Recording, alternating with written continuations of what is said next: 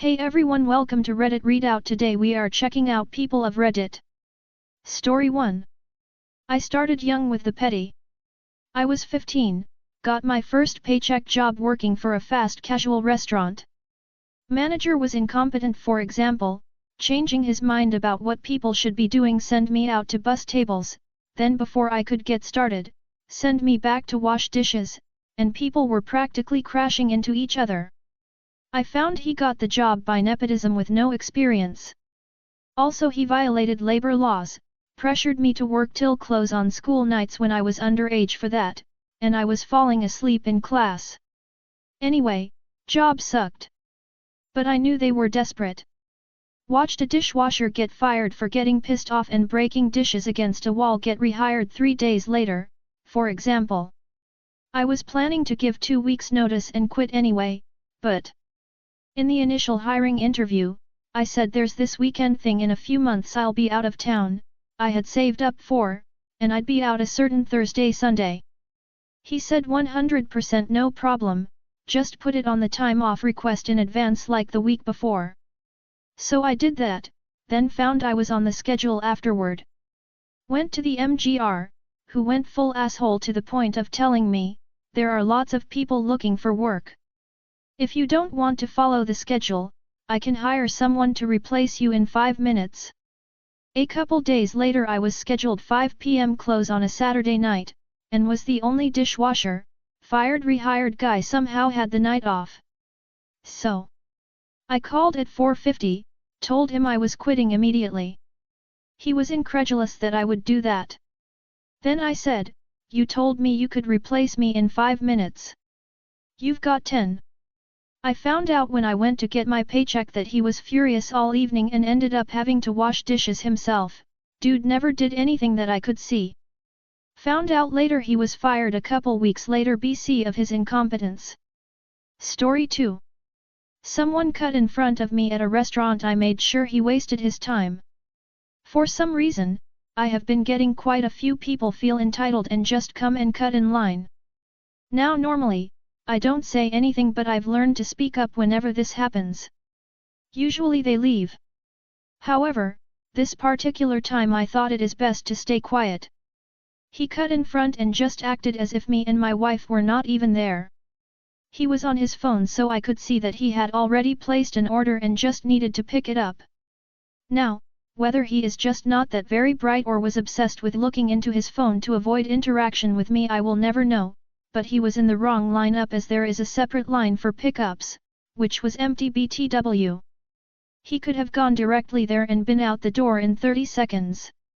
Instead, he waited 15 minutes in line, and when he was about 2 people behind the counter, I guess he opened his eyes long enough to realize there is a separate line for pickup only. He then proceeds to leave and go to the counter to pick up his food. Thankfully though, the employee who was at that counter just left and he actually waited longer than me. Sometimes staying quiet is the best move. Story 3. Cheat on me, I'll steal back from you. This happened to me many years ago. I had a live-in GF and partner, before my marriage and divorce. We were in our early mid-20s. We had our own accounts individually and we had one joint bank account. That ex of mine had started taking several girls' trips after a couple of years of our live-in relationship, even though our sex life was quite healthy. I started having my suspicions when she asked me to not drop her to the airport anymore as she was going in with her friends. The biggest suspicion came when she requested I not drop her off even to the friend's place that she was going to catch the taxi to the airport from. What was worse was she always withdrew a fixed, and a decently large, sum of money from the joint account each time before the girls' trip. Now one day I happened to catch her on her phone talking to what I can only imagine was a guy, completely unaware that her voice was carrying. I go into her email. Yes, she had a poorly chosen password. I find some explicit pics of her sent to a guy. Fast forward to the day of her trip. She goes in for a shower.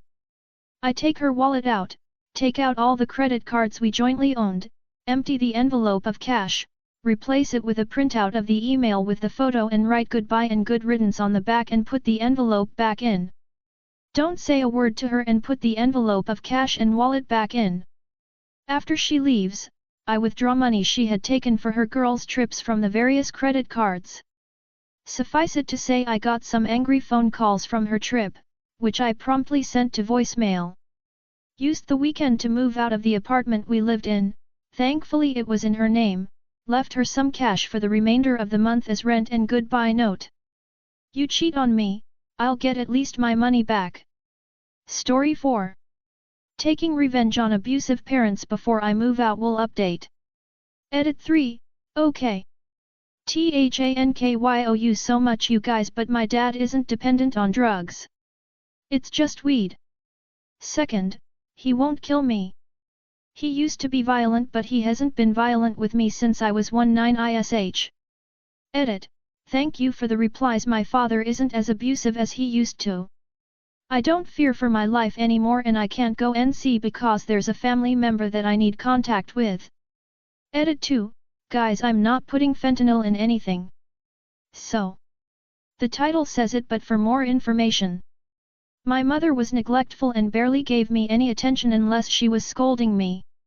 It was a complete 180 in front of people and on Facebook. She cares about image, relevant.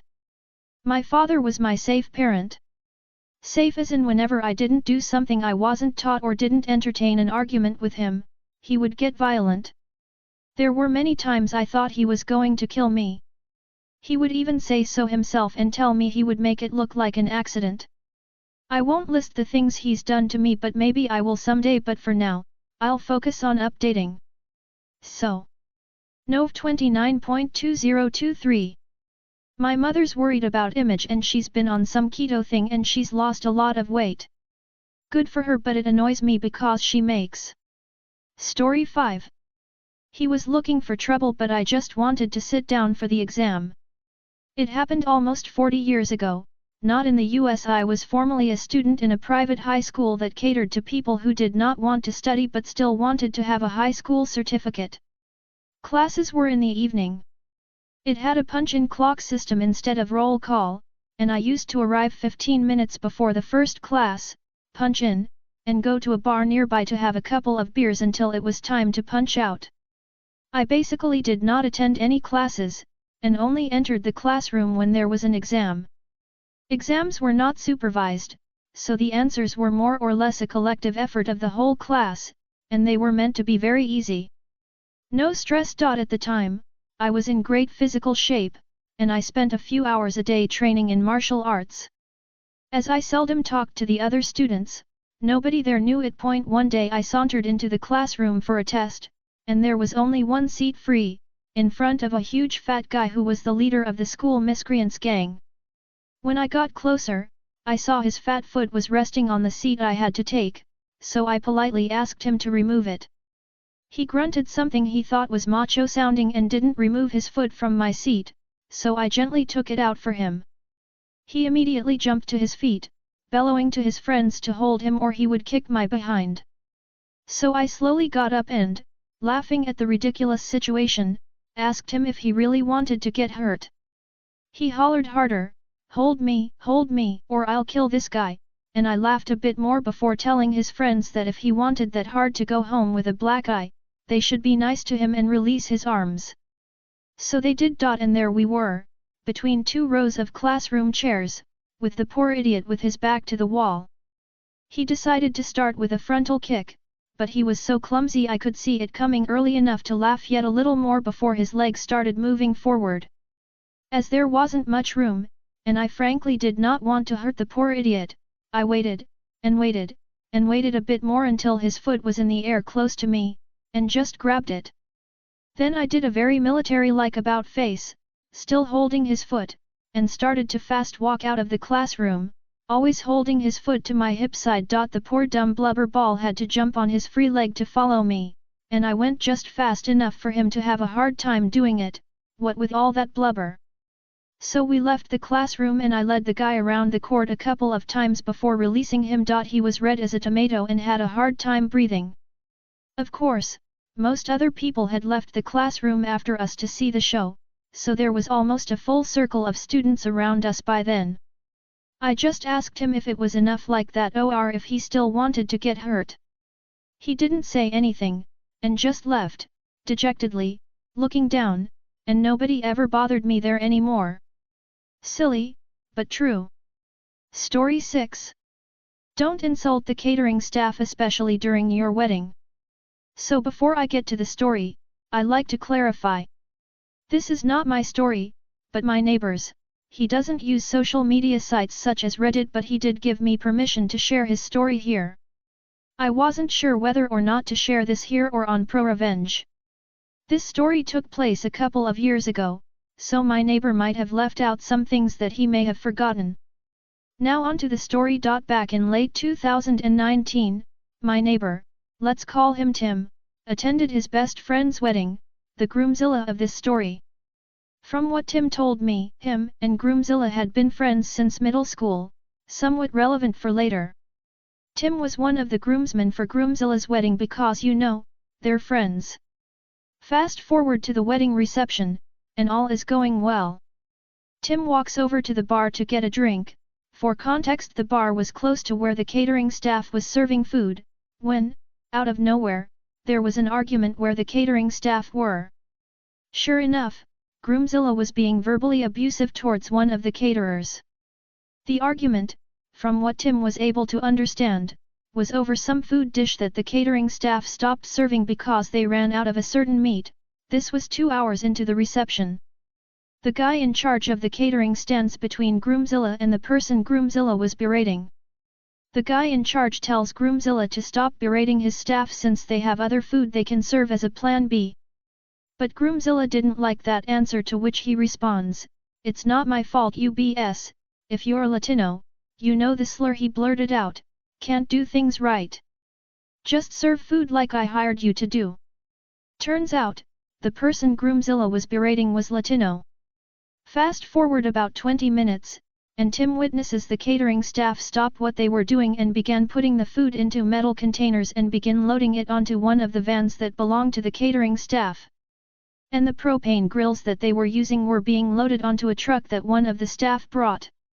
Sure enough, word reaches groomzilla and he makes another scene. Since it took place outside, almost everyone didn't notice except Tim and the security guard. Groomzilla threatened legal action for breach of contract, but the guy in charge of catering countered the threat by threatening to call the cops on groomzilla for racially abusing one of his staff members, and that he has witnesses including the catering staff, who saw everything, and Tim, who just happened to be nearby. From what Tim told me, that got groomzilla to shut up and walk back into the venue. After the wedding, Tim told groomzilla that what he did was horrible. But groomzilla tried to convince Tim that he did nothing wrong, but before he could continue, Tim stopped him and told that the friendship between the two of them was now over, since he still couldn't see the bigger picture of what he just did. So moral of the story, don't be a racist, egocentric idiot. That's all for today. Please don't forget to like and subscribe.